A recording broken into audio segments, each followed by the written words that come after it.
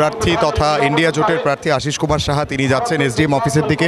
আমরা কথা বলার চেষ্টাও করব যে কিভাবে প্রস্তুতি ওনারা নিয়েছেন এবং এই প্রস্তুতিতে এই মনোনয়নপত্র দাখিলের জন্য যে প্রস্তুতি তারা নিয়েছেন এবং এই নির্বাচনে লড়াইয়ের জন্য যে প্রস্তুতি তা নিয়ে কথা বলবো। কেমন লাগলো এই মনোনয়নপত্র এখন কিছুক্ষণের মধ্যেই আপনারা দাখিল করবেন, জয় নিয়ে কতটা নিশ্চিত হবেন? জয় পরাজয় নির্ধারণ করার অধিকার গণদেবতাদের। এই রাজ্যের গণদেবতারা কি অবস্থায় আছে এটার উপর নির্ভর করছে যে রাজনৈতিক পরিস্থিতি কোন দিকে এগুচ্ছে। আমি মনে করি যে এই মহল সম্পূর্ণভাবে বর্তমান যে সরকার ক্ষমতাসীন দেশে এবং রাজ্যে ডাবল ইঞ্জিনের সরকারের বিরুদ্ধে জনরোষ বইছে। জায়গায় জায়গায় আজকে আমরা লক্ষ্য করলাম যে জনগণ বেরিয়ে এসে আমাদেরকে আশীর্বাদ দিচ্ছে, আমাদের সমর্থন জানাচ্ছে।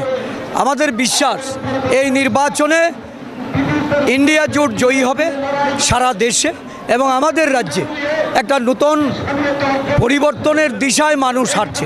বিপুল ভোটে মানুষ এইখানে, যিনি 4 বছর ধরে মুখ্যমন্ত্রিত্ব করে কোনো কারণ ছাড়া রাজ্যবাসীকে না জানিয়ে রাজ্যবাসীর প্রতি অবমাননা করে পদত্যাগের নাটক ঘটিয়ে যাকে এই রাজ্য থেকে তুলে নেওয়া হলো, আবার ওনাকে এই রাজ্যে পাঠিয়ে জনপ্রতিনিধি বানানোর জন্য মানুষের কাছে পাঠিয়েছে।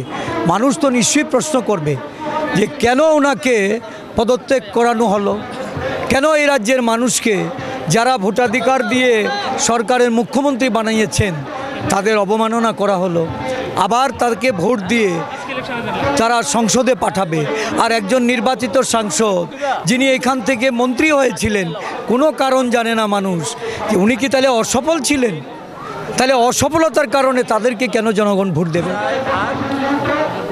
এখানে নির্বাচন হচ্ছে ইন্ডিয়া ব্লক ভার্সেস এনডিএর বিজেপির বিরুদ্ধে। বিজেপি সারা দেশে পরাজিত হচ্ছে, আমাদের রাজ্যেও একই জিনিস, একই ঘটনা এটা ঘটতে চায়। ব্যবধান কেমন রাখবেন জয়? দেখুন, এটা তো আমি একবারই বলেছি যে জনগণের দ্বারা নির্বাচিত হবে। আমি কোনো পরিসংখ্যান বলবো না। বিপুল সংখ্যক মানুষ চাইছে তারা যেন শান্তিপূর্ণভাবে ভোট দিতে পারে। সুষ্ঠু ও অবাধ নির্বাচন এই রাজ্যের মানুষের এখন চাহিদা। এই চাহিদা পূরণ হলে দেখতে পাবেন এই রাজ্যে বিজেপির কোনো স্থান নেই।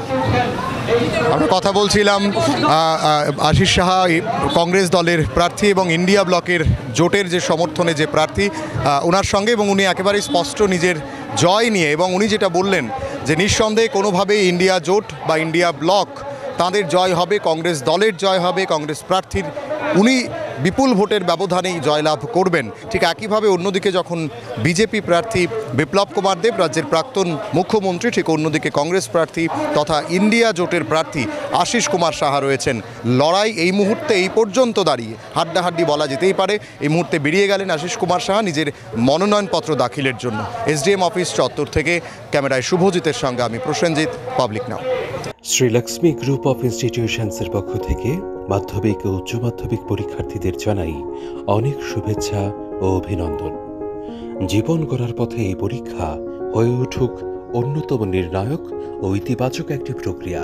শুভেচ্ছান্তে শ্রীলক্ষ্মী গ্রুপ অফ ইনস্টিটিউশনস, যোগাযোগ 9066776746।